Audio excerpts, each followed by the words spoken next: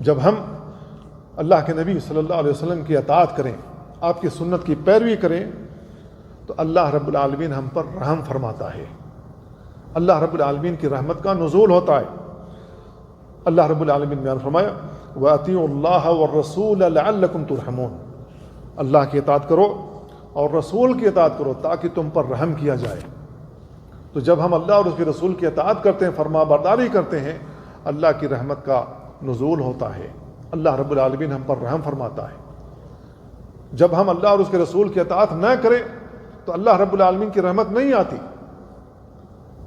جب اللہ رب العالمین کی رحمت ہمارے ساتھ نہیں ہوتی ہے تو ساری زحمتیں ہمارے ساتھ آتی ہیں، قدم قدم پر ٹھوکریں لگیں گی،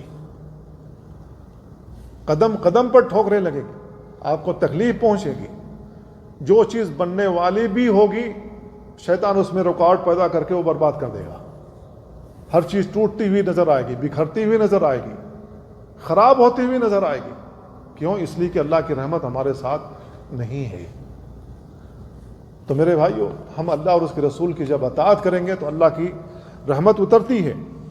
دوسری آیت میں بیان فرمایا وَأَقِیمُوا الصَّلَاةَ وَآتُوا الزَّکَاةَ، نماز قائم کرو، زکوٰۃ ادا کرو، وَأَطِیعُوا الرَّسُولَ، اور رسول کی اطاعت کرو، لَعَلَّکُمْ تُرْحَمُونَ، تاکہ تم پر رحم کیا جائے۔ تو اللہ اور اس کے رسول کی جب ہم اطاعت کریں گے، نماز قائم کریں گے، زکوٰۃ ادا کریں گے اور دیگر عبادتیں ہم بجا لائیں گے تو اللہ رب العالمین ہم پر رحم فرمائے گا۔